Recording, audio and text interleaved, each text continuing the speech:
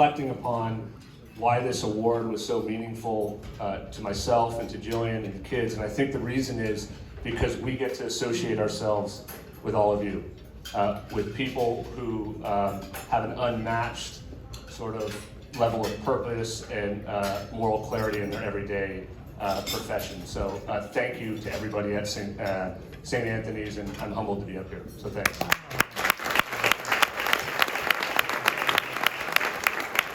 So now I'll head on to the Affordability Project, great organization, I might say so myself. The inception of the Affordability Project started 5 or 6 years ago, believe it or not, when I started grappling with what I called an ugly truth. And that truth was that the most critical people in our population, the folks who have dedicated themselves to the service of San Francisco, right? Whether it be in teaching our kids, or working on the front lines, or keeping us safe, or applicable to tonight, working at our nonprofits.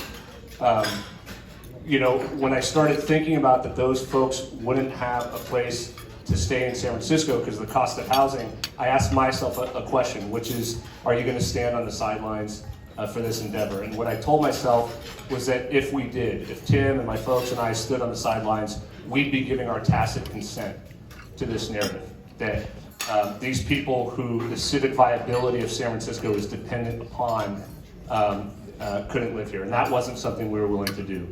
And so as Nils said, our organization is different. We're already showing that we're building and entitling housing faster and more efficient and less expensive. And the reason we're doing that is because we're not taking public money. The challenge to that is we're not taking public money. and so we need to do it the private way. And I've talked to Nils about this, but we're a complementary organization to St. Anthony's, not a competing. And we're relying on San Franciscans who believe that a nurse or a teacher or an early stage first responder should be able to stay in San Francisco. We're relying on you to participate and to dedicate your resources to help us get these projects off the ground. We have 100 units coming for construction 12 months from now, and another 100 coming after that. And our goal is to build 2,000 in the next 10 years, so we collectively, as a group, can turn to our workforce population and say, we're in your corner, and you got a path to stay in this city.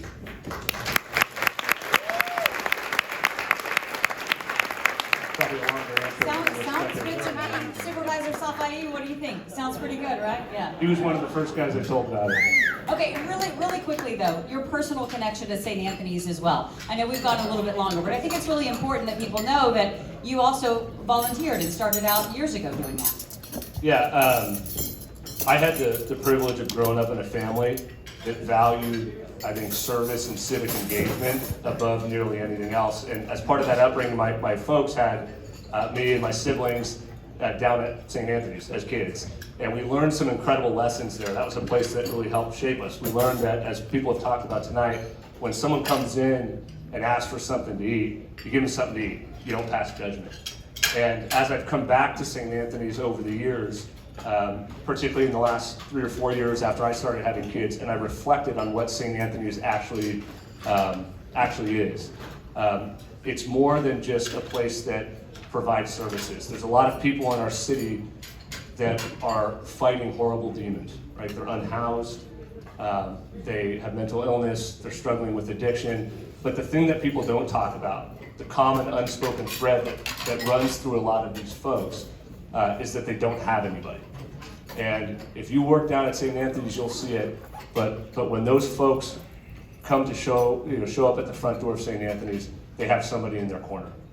And I think that is an incredibly powerful thing. And as Nils said, it's not just powerful for the recipient of the service, it's powerful for all of us, because it shows us how we should live as San Franciscans, how we should lead with our heart, and how we ought to put the least among us at the front of the line. Absolutely. Well said. Thank you.